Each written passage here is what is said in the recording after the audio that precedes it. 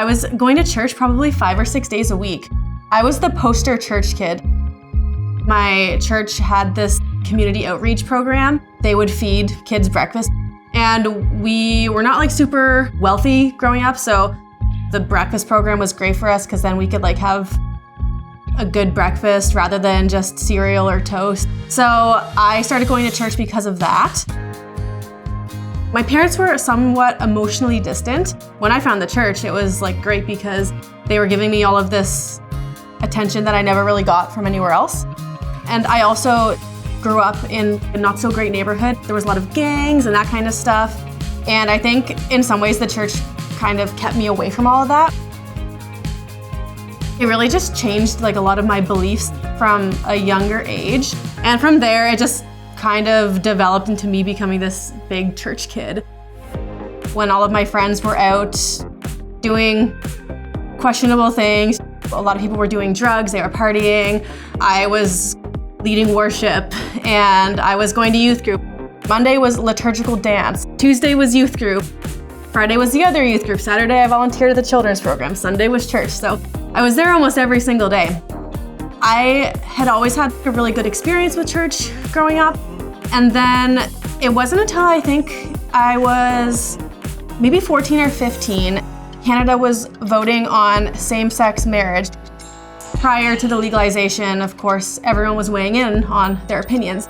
And so I remember sitting in the church pew on a Sunday morning and the pastor doing the announcements and talking about, oh, well, you might have heard that there's going to be a vote on same-sex marriage and we have to go out and make our opinions known. And I remember in my head, I was thinking, oh, like he's going to say that we support it because we love love and we support everyone and we love everyone.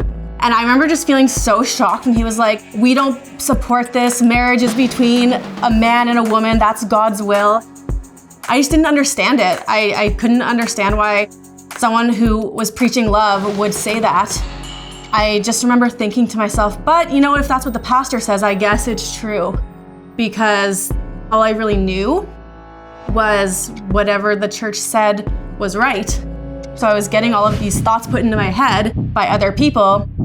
And this rumor was going around my school that I was a lesbian. There was graffiti written on the bathroom stalls about me.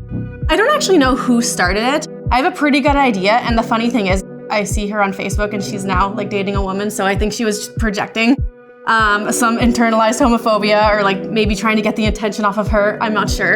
It was awful. And of course, like I didn't want my parents to know I was being bullied because I just didn't want to, I guess, be a burden. And so I remember these girls would prank call my house all the time. This was back before cell phone, so it's like the landline phone.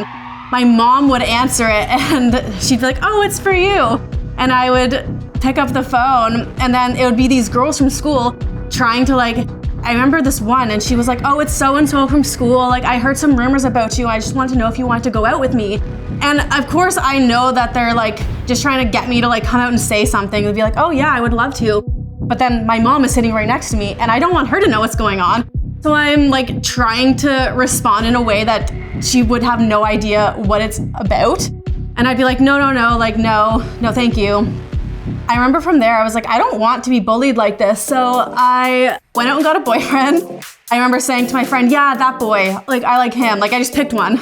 So she went and told him, hey, Sam has a crush on you. Do you want to ask her out? And he was like, yeah.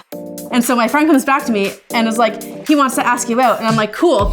So from there, we were boyfriend and girlfriend, even though we didn't really speak to each other. But I mean, I guess it worked because people stopped teasing me and stopped bullying me. So I was like, I'm onto something here. Just gotta have a boyfriend. I wouldn't say I became like a boy crazy person, but I was someone that always wanted to have a boyfriend. I think it was like the social status of having a boyfriend. My parents would always say things like, oh, the boys love blondes with blue eyes. You're gonna have all the guys lining up. And like they would say things like that. I don't think they ever meant any harm by it, but I think it just made me always feel like I needed to have a boyfriend to be like validated. I became more and more religious. I started working at my church when I was 16. I got a job like doing their summer programs. I was just like the poster church child. Like everyone loved me and that was like the biggest success story from like the slums of town, like now being this church leader. on every single committee that I was allowed to be on at the church. I was 17 and I was in a musical. I was playing like the lead female character, and then the love interest is a guy but was played by a girl because we didn't have like any guys in the musical. And I remember like I started to feel like I had a bit of a crush on her, and I was like, no, like it's just because she's playing a guy. And that was confusing to me because I was like, I can't have a crush on a girl. And then I just kind of ignored it, went away to university. And when I went away to university, I did move to a different province. I was exposed to a whole lot of different people that I had not been exposed to before. I was in a liberal arts school, so a lot of free thinkers, that kind of stuff. And I lived in an all-girls dorm, and so I did encounter a lot of lesbians. I realized I was becoming very accepting of other people, but I still would never accept it for myself. One of my best friends came out. She had been dating a guy on campus and then broke up with him, and then like a week later came out as a lesbian. And I'd be like, wow, like, how is she doing that? Like, I don't know. I think looking back on it, I was a bit jealous, but at the time I just thought she was brave and really cool. In my last year of university, I took this feminist studies course. That was the first time I was introduced to the term compulsive heterosexuality, the idea that we're basically raised to be straight, and I had never really heard that term before. I wrote a lot of papers. I think I got an A in the course, but even though like I knew all this information, none of it ever clicked that any of this applied to me in my life, which is kind of funny.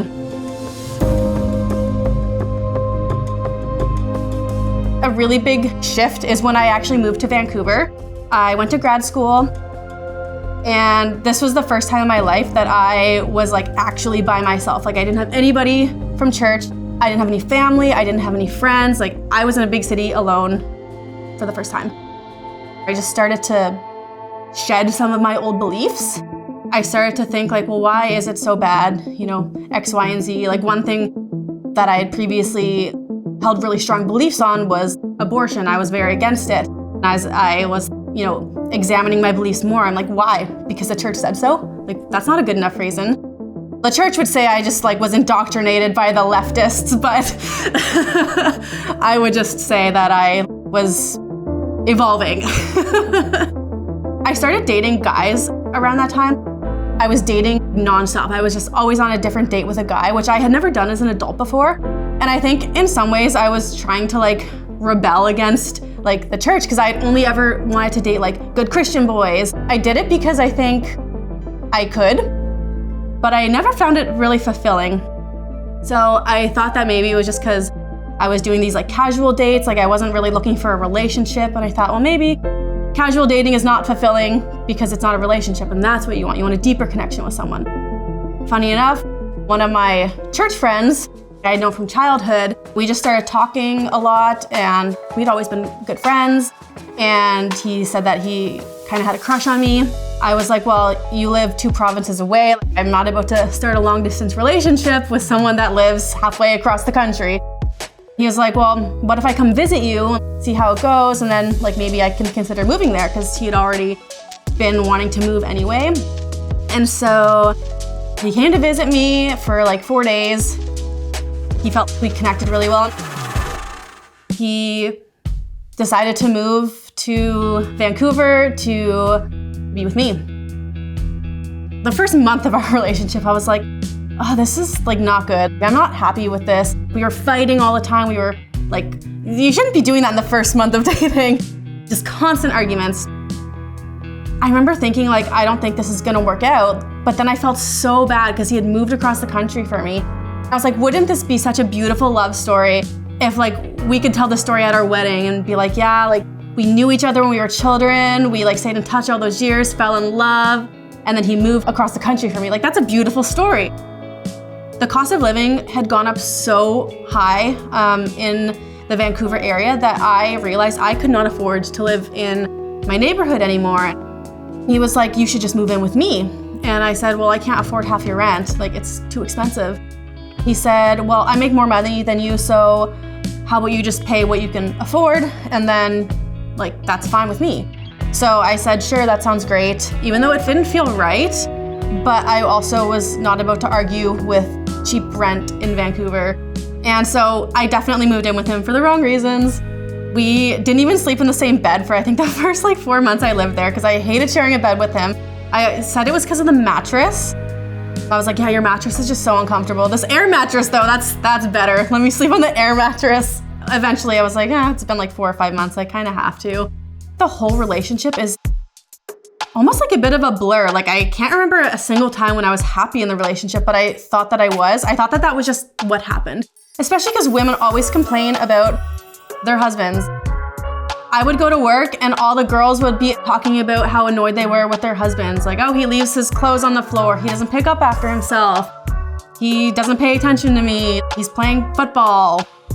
And I would be like, okay, yeah, we're all miserable. It's just normal.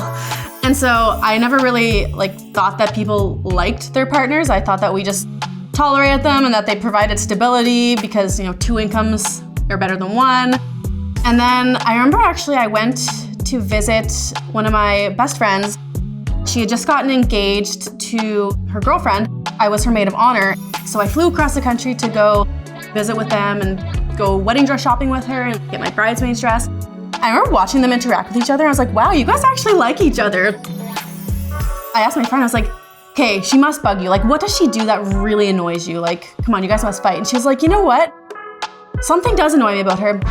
Sometimes she hovers when I'm cooking. I was like, that's it? She hovers and she's like, yeah, it's annoying sometimes, but actually I kind of like her company, so it's okay. I think it was the first time that I was like, wait, somebody can say that they like their partner? Also, it was my first time really spending time with a couple that was 2 women and just watching them interact with each other. I just thought that they were such a beautiful couple. I really liked seeing the love between them. I don't think jealous is the right word. I think it was just a longing that I wanted that kind of love and I knew I didn't have it. I went back home and I was still unhappy with my boyfriend. And then of course, what do you do when you're unhappy? You just get engaged to them, right? That's how it works.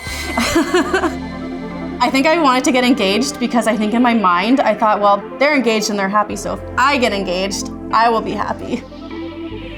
I was never even thinking about what it would be like after you get married. I remember at my friend's bachelorette party, they did a joint one. We went to this cottage on a beach and it was beautiful. I even made a post on Instagram. I'll never forget this because this is a public food blog, professional page. And I posted a photo, a food photo, and in the caption I talked about the recipe. But then at the end I just made a blurb about, oh, this is how my weekend is going. I'm having the best time. And he commented on it, even better than the day that I asked you to marry me.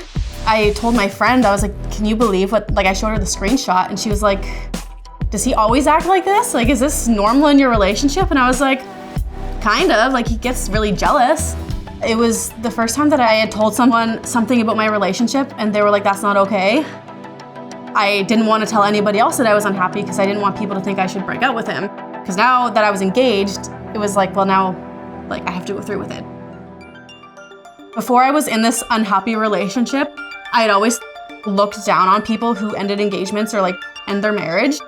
Why did you decide to marry them in the first place if you were just not gonna follow through with it? And I think that was just my very limited beliefs, I guess, because I didn't really have a whole lot of life experience until I was in that position where I had to then start thinking about, is my image and appearance more important than my happiness?